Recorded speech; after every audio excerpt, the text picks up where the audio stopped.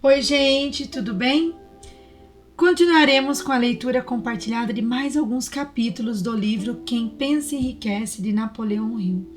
Lembrando que estamos apenas com áudio, conforme a sugestão deixada nos comentários neste período de férias. E se você chegou agora, sugiro que retorne aos áudios anteriores, primeiramente para que faça mais sentido.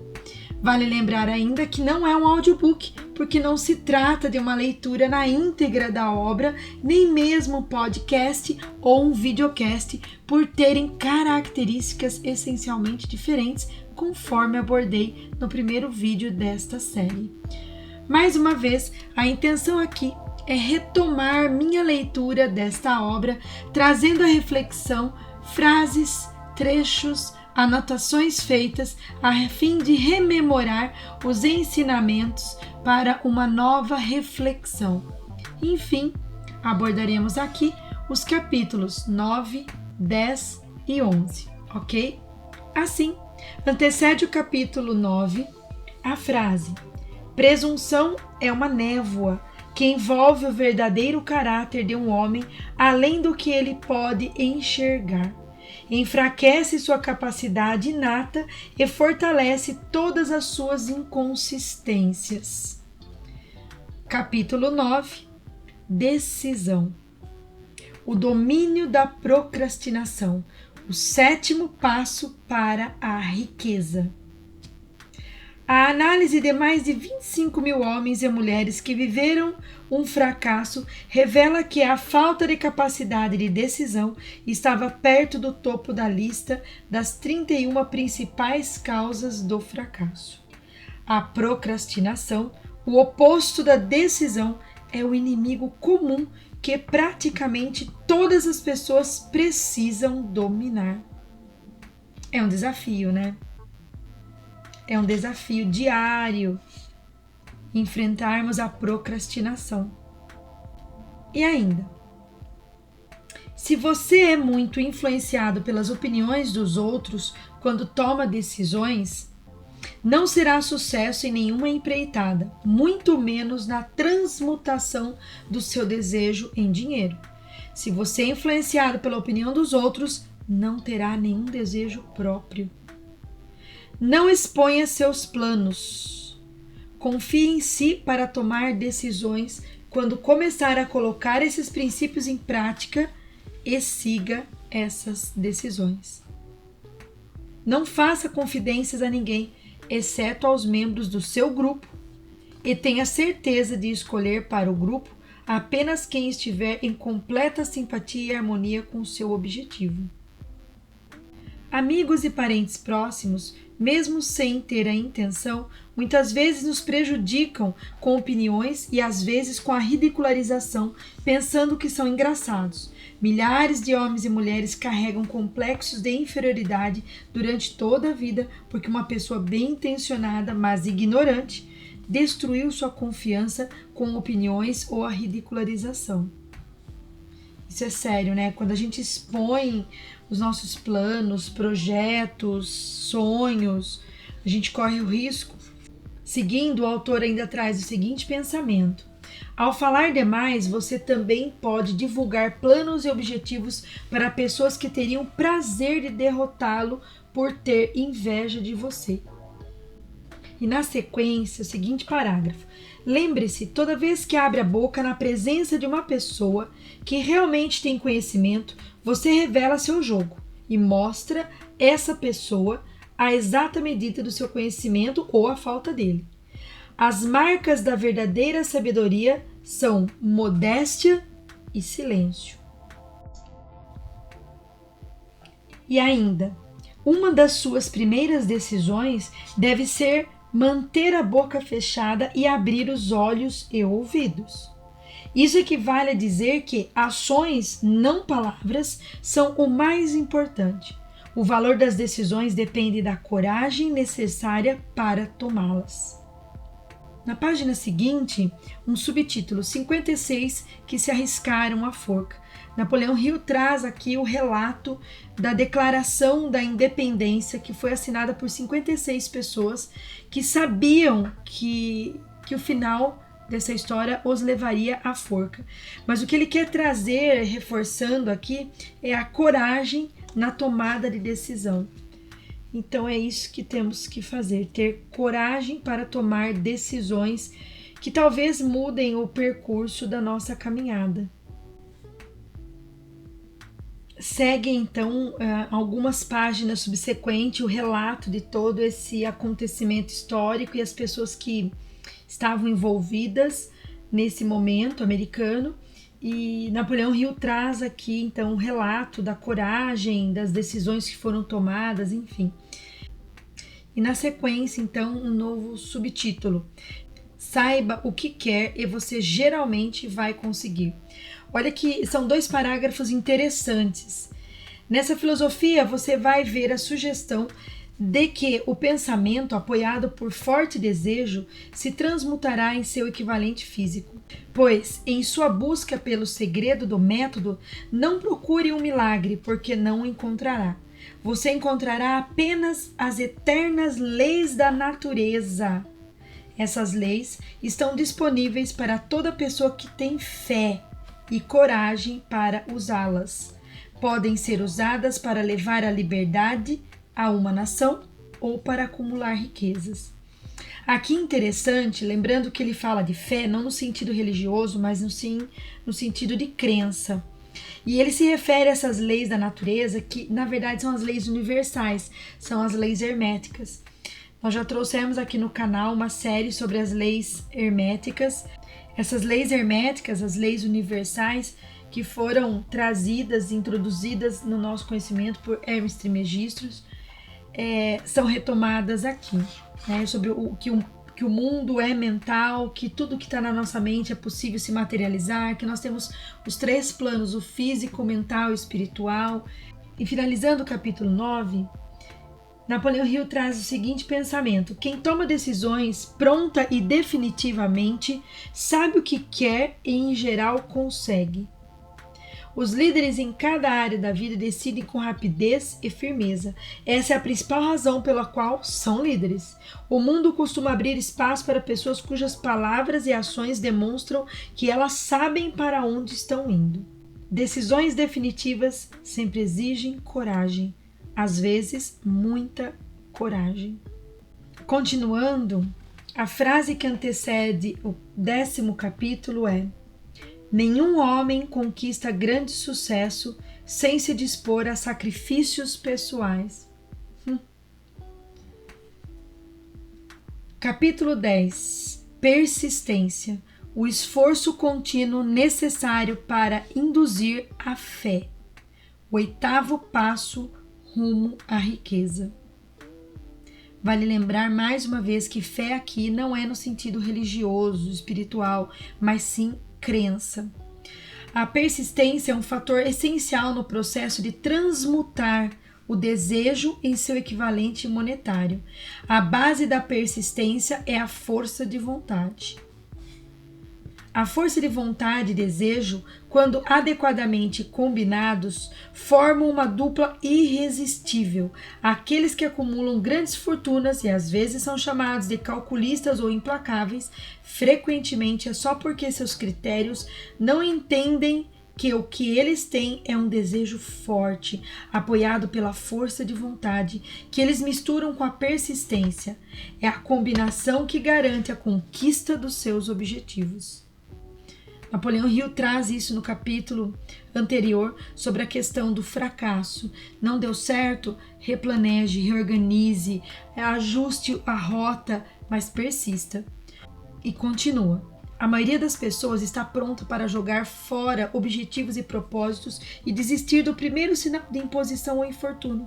Algumas continuam, apesar de toda oposição, até atingir o objetivo. Uau!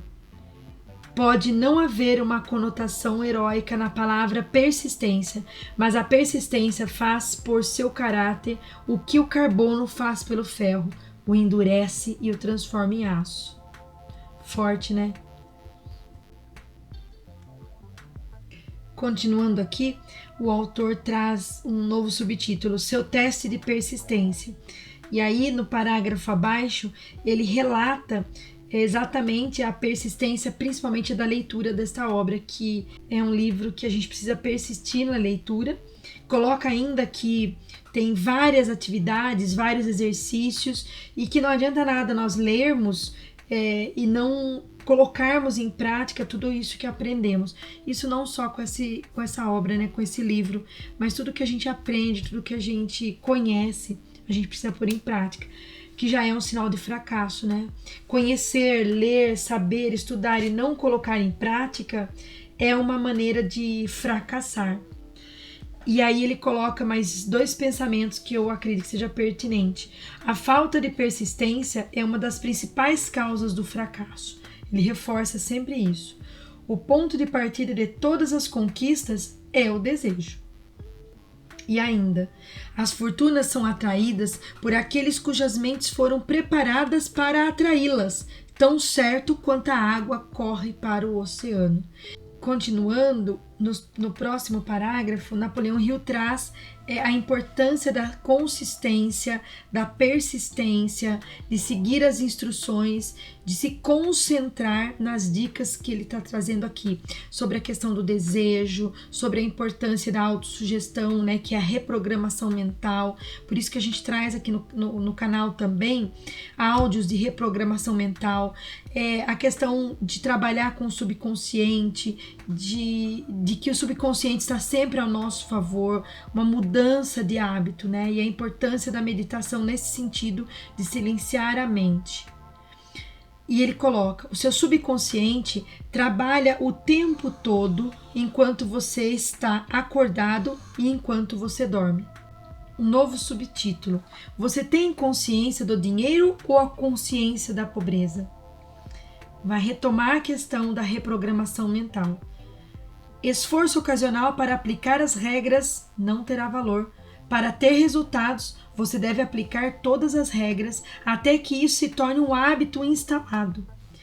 De nenhuma outra forma você pode desenvolver a necessária consciência do dinheiro. Assim como o dinheiro é atraído por aqueles que voltaram a mente para isso deliberadamente, a pobreza é atraída para aqueles cuja mente está aberta a ela. E embora a consciência do dinheiro deva ser desenvolvida de forma intencional, a consciência da pobreza se desenvolve sem a instalação consciente de hábitos que a favorecem. A consciência da pobreza tira proveito da mente que não está ocupada com a consciência do dinheiro. É a questão da crença limitante, é a questão da lei da atração. Tudo que eu penso, eu atraio. E na sequência aqui dos parágrafos, Napoleão Hill continua trazendo o pensamento sobre a importância da persistência, a importância da autossugestão, a importância de se concentrar no desejo para que se transmute, para que se transforme, para que você materialize fisicamente, né, esse desejo. Na sequência, outro subtítulo. As pessoas que aprendem pela experiência a importância da persistência não aceitam a derrota como algo mais que temporário. São aquelas cujos desejos são perseguidos com tanta persistência que a derrota é finalmente transformada em vitória. E ainda, se você não tiver persistência, não alcançará sucesso notável em nenhuma vocação. O segredo está sempre inseparavelmente ligado à palavra persistência. E entre essas linhas, o autor traz um pensamento dele muito bonito, de que ele está escrevendo e quando ele olha pela janela, ele percebe um cemitério de esperanças mortas e uma varanda de oportunidades. Porque as pessoas chegam a Broadway vindo do mundo inteiro atrás de fama, mas muitos desistem, né, por conta das longas filas, enfim.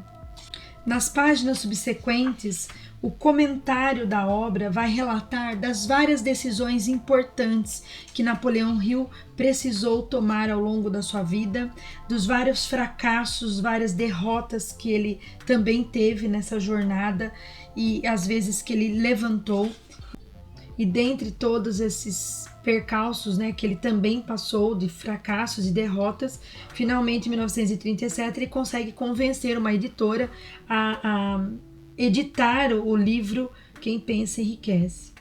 E ainda nesse capítulo, Napoleão Hill deixa uma sugestão interessante. Faça seu inventário de persistência.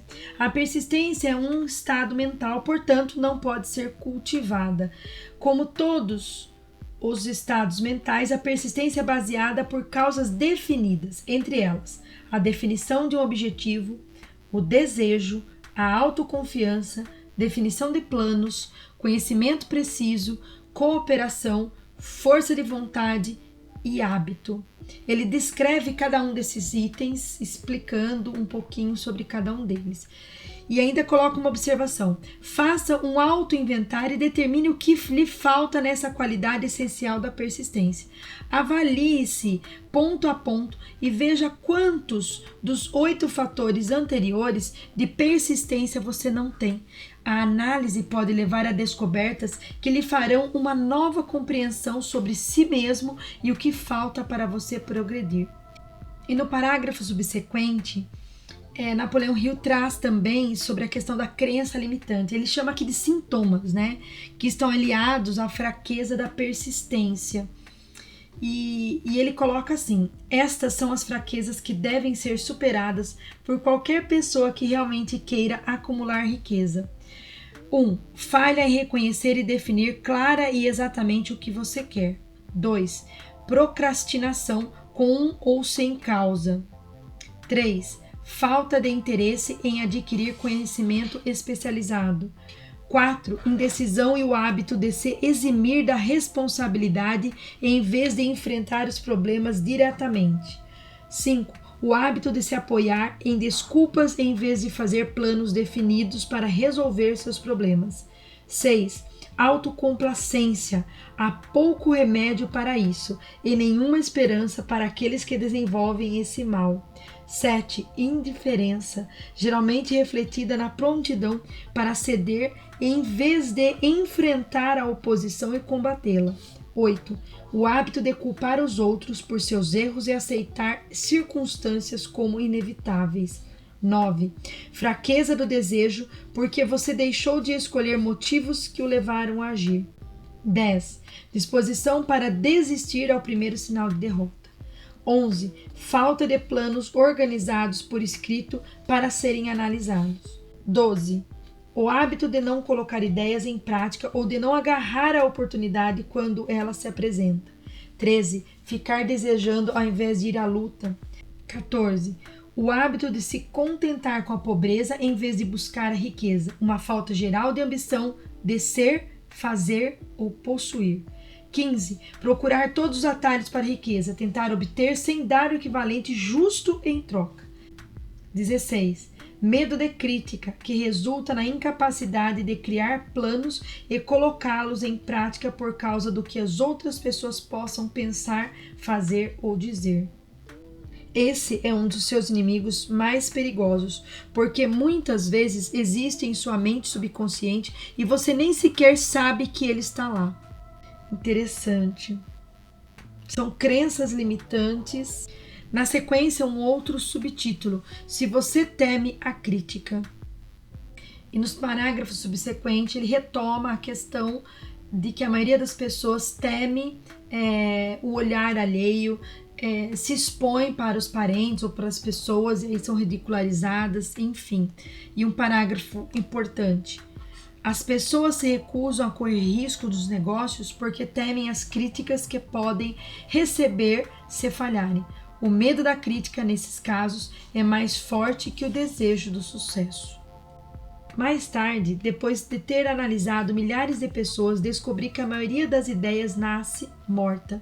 Para crescer, as ideias precisam do sopro da vida injetado por meio de planos definidos de ação imediata. A hora de cuidar de uma ideia é o momento em que ela nasce. Cada minuto de vida dá a ela uma chance maior de sobrevivência. O medo da crítica é o que mata a maioria das ideias que nunca chega ao estágio de planejamento e ação.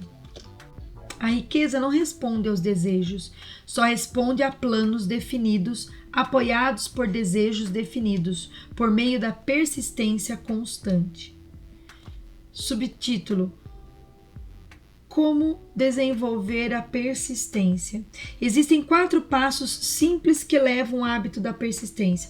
Não exigem muita inteligência, nenhuma quantidade de educação e requer pouco tempo ou esforço. Esses passos necessários são: primeiro, um objetivo definido apoiado por um desejo ardente de realização. Segundo, um plano definido expresso em ação contínua. Terceiro, uma mente bem fechada contra todas as influências negativas e desencorajadoras, incluindo sugestões negativas de parentes, amigos e conhecidos. E quarto, uma aliança amigável com uma ou mais pessoas que o incentivarão a sustentar o plano e o objetivo. Esses 4 passos são essenciais para o sucesso de todos os setores da vida. Há uma recompensa magnífica para qualquer um que aprenda a dar esses 4 passos. É o privilégio de determinar o próprio salário e fazer a vida pagar o preço que você quiser. E finalizando este capítulo, ele traz mais um subtítulo: Como superar dificuldades. E ele retoma aqui algumas histórias bíblicas, alguns trechos das entrevistas também, das quais ele desenvolveu ao longo da sua jornada, mas ele retoma principalmente algumas questões cristãs, relatos, enfim. Antecedendo o capítulo 11, a escada do sucesso nunca fica lotada no topo. Capítulo 11. O poder do Mastermind. A força motriz. O 9º passo rumo à riqueza. Poder é essencial para o sucesso no acúmulo de dinheiro. Planos são inúteis sem poder suficiente para transformá-los em ação. Esse capítulo descreverá o método pelo qual o indivíduo pode obter e aplicar poder. Poder pode ser definido como conhecimento organizado e inteligentemente dirigido. Poder, com o termo é usado aqui, refere-se ao esforço organizado suficiente para permitir que o indivíduo transmute o desejo em seu equivalente monetário. O esforço organizado é produzido pela coordenação do esforço de 2 ou mais pessoas que trabalham por um fim definido em espírito de harmonia. É necessário poder para acumular dinheiro. É necessário poder para manter o dinheiro que foi acumulado. Como é possível obter poder? Se o poder é conhecimento organizado, vamos examinar as fontes do conhecimento. E aí o autor, ele traz 3 tópicos: inteligência infinita, experiência acumulada, experiência e pesquisa. Dá para entender na leitura, porque ele discorre um pouquinho sobre cada um desses itens, que essa inteligência infinita se conecta ao subconsciente e com a fonte criadora. Experiência acumulada se refere a livros, cursos que fazemos ao longo da nossa vida, treinamentos, enfim. E experiência de pesquisa é tudo aquilo que busca, né? Tudo que nós buscamos, que vamos atrás. E na sequência, um parágrafo que reforça esse passo a passo. O conhecimento pode ser adquirido em qualquer uma das fontes anteriores. Pode ser convertido em poder ao ser organizado em planos definidos, colocando-os em planos de ação. E ainda, se seus planos são amplos e abrangentes, geralmente você precisa da cooperação de outras pessoas. Se for organizar o conhecimento de forma a poder transformar seus planos em poder. Um subtítulo: Obter poder pelo Mastermind. O Mastermind pode ser definido como a coordenação de conhecimento e esforço em espírito de harmonia entre 2 ou mais pessoas para a realização de um objetivo definido. Nenhum indivíduo pode ter grande poder sem utilizar o Mastermind. Nesse sentido, a intenção aqui é discorrer sobre o objetivo do Mastermind, que é a mente mestra, o espírito de cooperação, o espírito de harmonia, em que as pessoas que estão com o mesmo pensamento, alinhados, elas conseguem alavancar juntas, que elas conseguem crescer juntas, trazer esse poder juntas. E aí nas páginas subsequentes, ele coloca mais uma vez a importância de que esses membros sejam devidamente escolhidos, a fim de que tenham características peculiares. Um tipo de poder é um tipo econômico e o outro é um tipo psíquico. E ele faz essa definição. Então, o poder econômico, a característica econômica é óbvia. As vantagens econômicas podem ser criadas por qualquer pessoa que a cerca dos conselhos de orientação e de cooperação pessoal de um grupo de pessoas que se dispõem a oferecer ajuda de todo o coração e em espírito de perfeita harmonia. Essa forma de aliança cooperativa tem sido a base de quase todas as grandes fortunas. Compreender esta grande verdade pode determinar seu status financeiro. O poder psíquico é o que chamam de fase psíquica do princípio do Mastermind. É um pouco mais difícil de compreender. Você vai ter uma noção melhor a partir desta afirmação. Nunca houve a união de duas mentes sem a criação de uma terceira força invisível, intangível, que pode ser comparada a uma terceira mente. A mente humana é uma forma de energia. Quando as mentes de duas pessoas se coordenam em espírito de harmonia, a energia de cada mente parece captar a energia da outra, o que constitui a fase psíquica do Mastermind. É importante ressaltar que as pessoas que pensam da mesma maneira, que estão alinhadas, elas se oportunizam. Tem um ditado também que diz, né? Aves da mesma plumagem voam juntas. Na sequência, um subtítulo: Como multiplicar o seu poder mental. O cérebro humano não pode ser comparado a uma bateria elétrica. É fato que um grupo de baterias fornece mais energia do que uma só bateria. Também é fato que a quantidade de energia fornecida por cada bateria depende do número e da quantidade de células que ela contém. O cérebro funciona de forma semelhante. Alguns cérebros são mais eficientes que outros. Um grupo de cérebros coordenados ou conectados em espírito de harmonia proporciona mais energia, pensamento do que um único cérebro. Assim como um grupo de baterias elétricas fornecerá mais energia do que uma única bateria. Por essa metáfora, você pode ver que o princípio do Mastermind guarda o segredo de todo o poder exercido por aqueles que se cercam de outras pessoas de grande poder mental. E o autor continua transcorrendo sobre esse pensamento e traz aqui, retoma a história de Thomas Edison, de Henry Ford, enfim, e um pensamento. O poder pode ser produzido por meio de uma aliança amigável de mentes. As pessoas assumem a natureza, os hábitos e o poder de pensamento daqueles com que se associam em uma disposição de solidariedade e harmonia. É o network. Na página subsequente, o comentário da edição e um parágrafo que vai ao encontro desse pensamento do network. Escolher as pessoas significa encontrar aquelas que não só compartilham de sua visão, mas também de suas ideias, informações e contatos. Elas vão permitir que você use toda a força de sua experiência, treinamento e conhecimento como se fosse sua, e farão tudo isso em um espírito de perfeita harmonia. Contudo, na página subsequente, Napoleão Hill traz um subtítulo: Encontrando os membros de seu Mastermind. Alice é um grupo de pessoas quantas puderem serem necessárias para montar um Mastermind que o ajude na criação e execução do seu plano ou planos para acumulação de dinheiro. Cumprir essa instrução é absolutamente essencial. Escolha associar-se a pessoas que compartilham de valores, objetivos e interesses comuns, mas que tenham individualmente um forte desejo de contribuir com o esforço geral. Tentativa e erro fazem parte do processo, mas acima de tudo, as duas qualidades para manter em mente. A primeira é a capacidade de fazer o trabalho. A segunda, a qualidade, é a capacidade de trabalhar em espírito de harmonia com outras pessoas.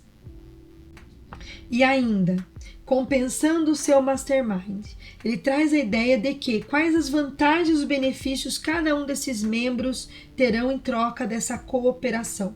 Cada membro deve concordar desde o início com a contribuição que cada um vai ter e com a divisão dos benefícios e lucros. Seguindo ainda esse pensamento, organize reuniões com os membros do seu grupo de Mastermind pelo menos 2 vezes por semana e mais frequentemente, se possível, que tenha aperfeiçoado o plano ou os planos necessários para o acúmulo do dinheiro. A manutenção do Mastermind. Mantenha perfeita harmonia entre você e todos os membros desse grupo. E o outro pensamento.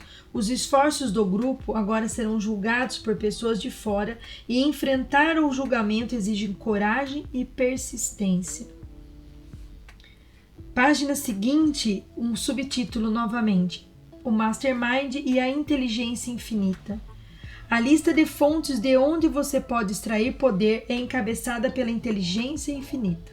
Quando 2 ou mais pessoas se coordenam em um espírito de harmonia e trabalham por um objetivo definido, colocam-se em posição de absorver o poder diretamente da grande estoque universal que eu chamo de inteligência infinita. Esta é a maior parte de todas as fontes de poder. É a fonte a qual os gênios e grandes líderes recorrem, estejam conscientes do fato ou não. Fonte criadora, Deus, universo. E finalizando o capítulo 11, o poder das emoções positivas. O dinheiro é tímido e evasivo. Deve ser cortejado e conquistado por métodos não diferentes daqueles usados por um amante determinado, e o poder que você usa para seduzir o dinheiro não é muito diferente do que você usa para atrair quem ama. É o poder da emoção positiva. Esse poder, quando utilizado com sucesso na busca do dinheiro, deve ser misturado com a fé. Deve ser misturado com o desejo. Deve ser misturado com a persistência. Deve ser aplicado por meio de um plano, e esse plano deve ser posto em prática. E ainda, todos aqueles que acumularam uma grande fortuna reconheceram a existência desse fluxo da vida. É o nosso processo de pensamento. As emoções positivas formam o lado do fluxo que leva à fortuna. As emoções negativas formam o lado que leva à pobreza. Mais uma vez aqui retomando a questão da lei da atração, né? Que o pensamento gera sentimento e o sentimento gera emoção.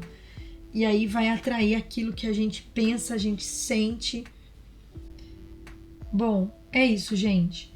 A intenção de retomar essa obra, rememorar os grifos, as anotações, foi para que nesse início do ano a perspectiva de planejamento, a perspectiva de pôr em prática projetos se fortalecesse em um pensamento de sucesso. Quero ressaltar mais uma vez que o objetivo aqui não é a realização da leitura na íntegra do livro em estudo, que é Quem Pensa Enriquece, de Napoleão Hill, mas sim de trazer à luz as frases, os trechos, anotações que eu fiz em minha leitura anterior, retomar e rememorar esses ensinamentos para uma reflexão contextualizada nesse momento em que estamos vivendo, experienciando o início de um novo ano, início de um novo ciclo. Ao reler um livro ou as anotações realizadas, nos oportuniza uma nova interpretação, ressignificando. Espero que tenha feito sentido o estudo de hoje e vou deixar na descrição deste vídeo uma síntese dos capítulos que refletimos aqui, ok? Então, te espero nos próximos vídeos. Ressignifique e até mais!